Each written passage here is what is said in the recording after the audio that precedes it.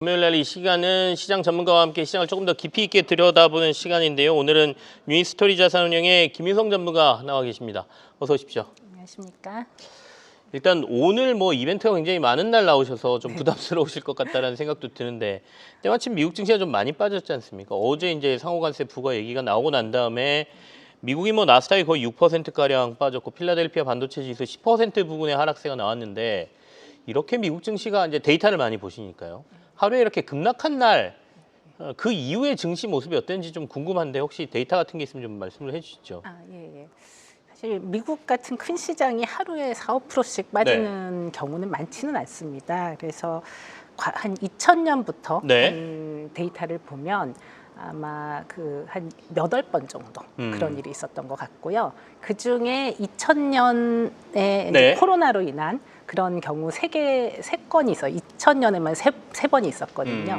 2020년에만. 그래서 이제 그 코로나로 인했던 경우 3번을 제외하면 총 한 5번 정도 있는 것 같습니다. 그런데 이 경우 보면 이후에 한 달간 수익률을 보면 저 서브프라임 모기지 위기 그거를 제외하고는 대부분 이제 약보합 정도로 이후에 진행이 됐습니다. 그리고 서브프라임 모기지 같은 경우는 그 다음 달에 거의 한 20% 가까이 빠졌었는데 뭐 연말까지 50% 가까이도 빠졌었는데 그 이듬해 봄까지 다시 다 회복을 했어요. 그래서 미국 같은 경우는 이런 하루에 큰 폭의 하락을 하면 그게 이제 바로 반영이 되고 이후에는 이제 추가로 뭐 큰 폭의 하락보다는 조금 약보합 정도를 좀 진행하는 그런 경우가 더 많다라고 볼 수 있습니다. 어쨌든 이렇게 큰 충격이 한번 오고 나면 한 달 정도는 이 충격을 벗어나는 시기가 좀 필요했다 이런 말씀이시고 글로벌 금융위기 2008년 이때는 서브프라임 모기지라는 금융 시스템 자체가 흔들렸던 상황이기 때문에 그때는 조금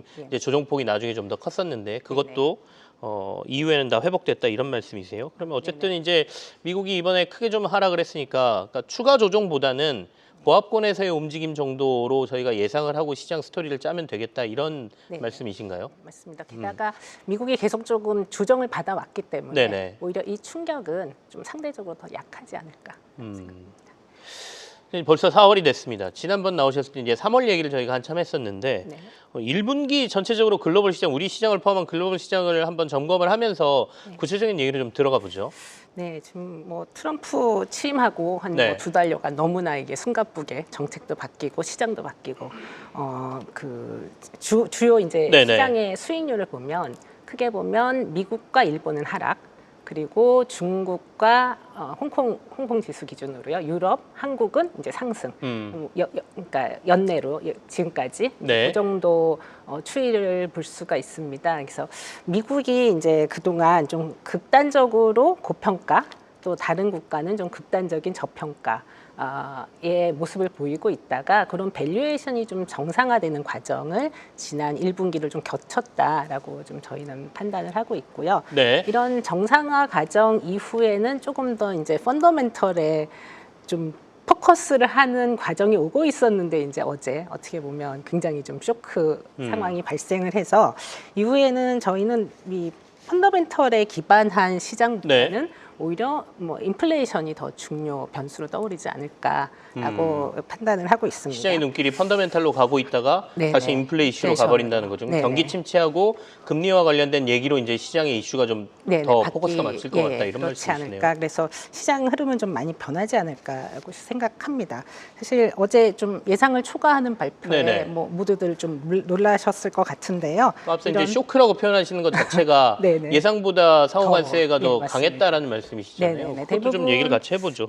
뭐 시장에서는 그렇게 세게 생각을 하지는 않았던 것 같은데 그러다 보니까 이제 이후에는 저희가 지금 당장 어떤 의사결정을 하기보다는 뭐 당장 우리나라도 뭐 조금 있다 좀 중요한 발표가 있고 또 미국 같은 경우는 이제 추가 또 관세 뭐 수요일까지는 또 협상을 하자고 했으니 그런 어쨌든 최대치가 지금 발표가 된 거고 그거보다는 줄어드는 협상을 할 거다라는 식의 얘기를 했기 때문에 그런 것들을 다 확인한 이후에 좀 대응 전략을 세우는 게 맞을 것 같습니다. 어제 이제 미국에서 도대체 그러면 상호관세 어떻게 계산했니? 뭐 이런 얘기 나오면서 네네. 다양한 말들이 나오기 시작하던데요. 사실상 복잡한 계산식을 제시하긴 했지만 네네. 별거 없고 네네. 그냥 자기들 하고 싶은 대로 했구나라는 네. 해석들이 굉장히 많던데 네네, 맞습니다. 상호관세와 관련돼서 좀 평가를 다시 좀 해봐야 될 것 같습니다. 네, 어제 뭐 다들 새벽에 뭐 발표를 기다리고 네네. 있었을 것 같은데요. 저는 이제 좀 보다가 약간 좀 놀랬던 건 어떤 정책에 대한 그래도 굉장히 오랫동안 준비한 정책이라고 했기 때문에 조금 이론적으로 뭐 네. 논리적으로 좀 어떤 접근한 정책이 나오지 않을까라는 기대가 있었는데 처음 뭐 발표할 때를 보면 뭐 미국 해방의 날이다. 굉장히 네. 어떤 유권자의 감성에 호소하는 그런 용어들을 썼고 또 발표하다 중간에 뭐 노동자 대표라고 하면서 또 이렇게 뭐 조끼를 입으신 분이 와서 와, 이 정책을 100% 지지한다. 뭐 이런 말씀을 하시고 하는 약간 걸로 선거 봐서 전략처럼 보였습니다. 네네 이렇게 정책 발표가 아니라. 네네 유세장 같은 그런 느낌이었습니다. 정책 발표장이라기보다는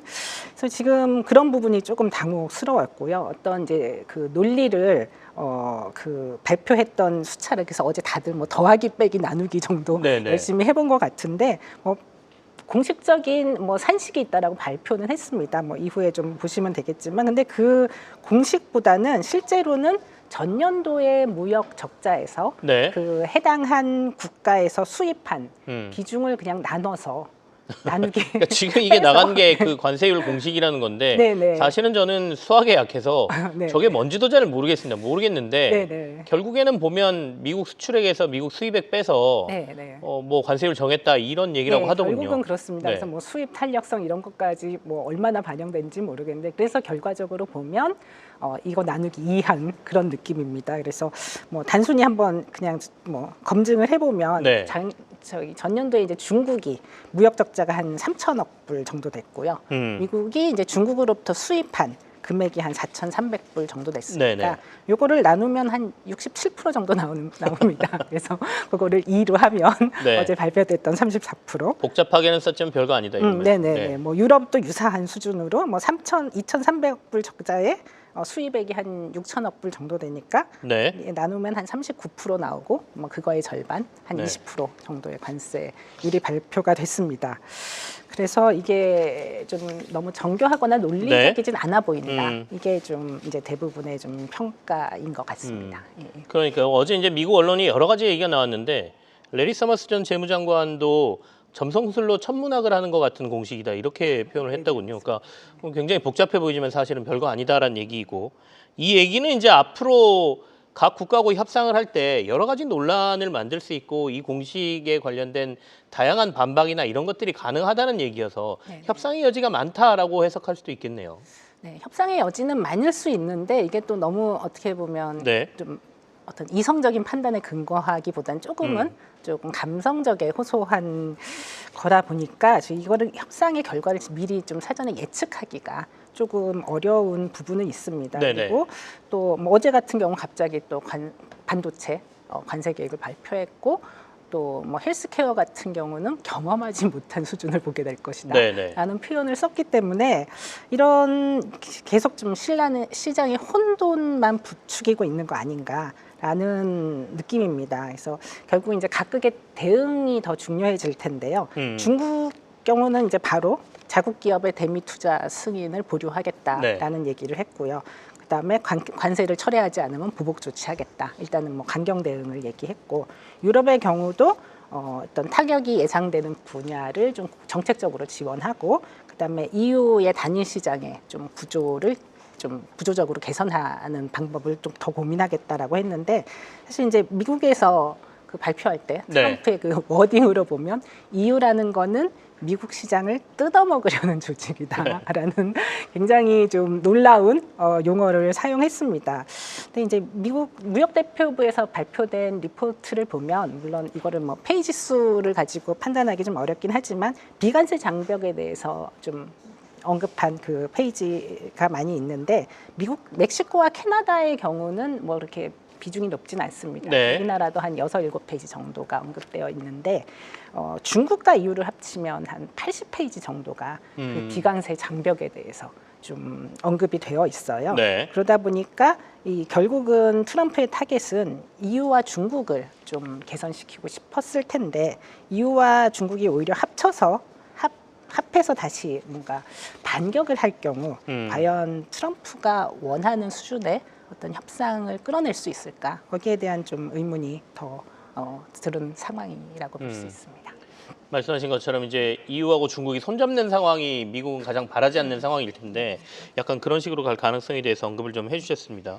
근데 어쨌든 이제 국내 기업의 이슈로 좀 돌아와 보면 뭐 자동차 반도체 우리나라 주력 업체들에 대한 걱정이 있지 않습니까? 오늘도 이제 트럼프가 다시 반도체 관세 부과한다라고 하고 앞서 저희가 잠깐 점검했지만 베트남에도 상호관세가 꽤 높은 비율로 하니까 우리 공장 많으니까 걱정들을 하시거든요.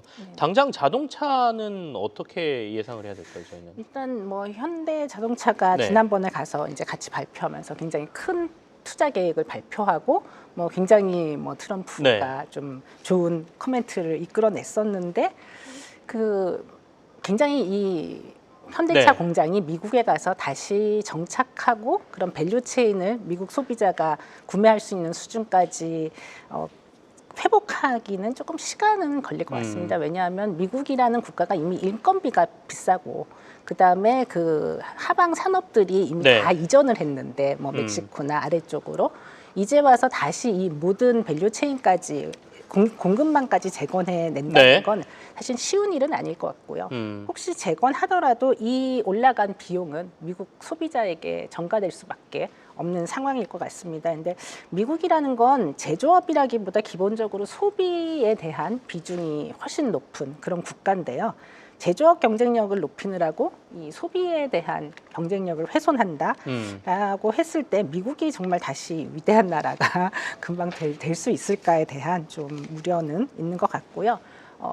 뭐 여러 미국의 IB들이 경기 침체 확률에 대해서 있다 없다 뭐 상대적으로 굉장히 낮게 본 데들도 많이 있고 한데 어제 이제 JP 무관이 경기 침체 확률이 좀 그래도 낮다고 봤던 JP 무관에서 확률을 40%에서 이제 60%로 전격 상향 조정을 했습니다. 그리고 뭐 UBS의 경우는 인플레이션 CPI는 5%를 초과할 거다라는 얘기를 하면서 전반적으로 물가에 대한 우려 그리고 경기 침체에 대한 가능성을 모두 다 이제 높게 보고 우려하는 그런 상황으로 가고 있습니다. 말씀하신 것처럼 이제 어제 상호관세 부과 이슈 이후에 결국에는 미국 시장의 포커스 중심이 경기 침체하고 물가 쪽으로 갈 것이다.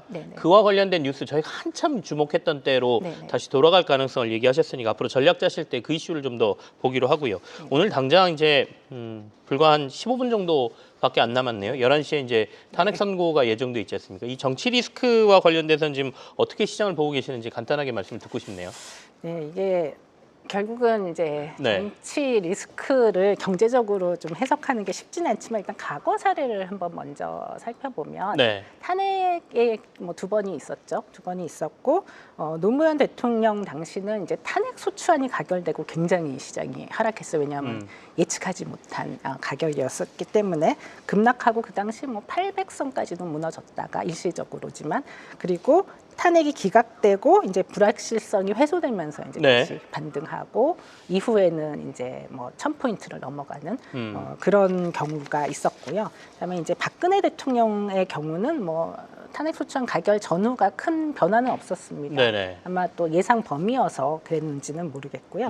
그러다 보니까 이제 탄핵이 인용되고 나서 오히려 시장이 더 많이 올랐고 새로운 정부가 들어오면서 이제 정책 기대감들이 올라가면서 뭐 거의 한 18%, 20% 가까이 상승하고 연말까지는 그리고 이제 물론 또 그 당시에는 반도체 산업 호황이었고 사실 지금보다는 훨씬 주변 경제 상황이 좀 우호적이었던 상황이긴 합니다. 어쨌든 사상 최고치를 이후에 경신을 했었다라는 거를 볼 수 있습니다. 그래서 결국은 이번 결과도 어떻게 나오든 간에 시장의 불확실성을 좀 해소하고 그리고 이후에 좀 정책 기대감을 좀 가질 수 있는 방향으로 결정이 된다면 좀 시장은 긍정적으로 반응하지 않을까라고 생각합니다. 자, 그러면 4월에 대한 전략을 간단하게 소개받고 오늘 마무리하겠습니다.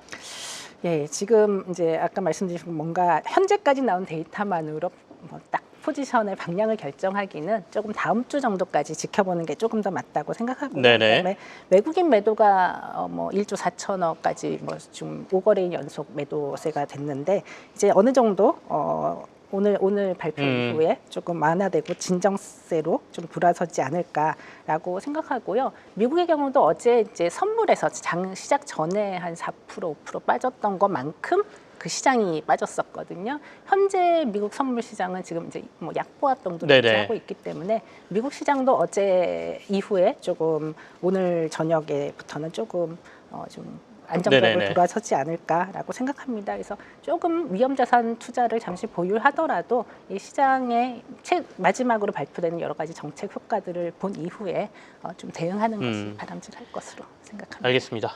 유니스토리 자산운용의 김유성 전무와 함께했습니다. 감사합니다. 감사합니다. 계속해서 다양한 경제 이슈를 알고 싶다면 구독과 좋아요, 알림 설정 부탁드립니다. AI 캐스터 권미정이었습니다.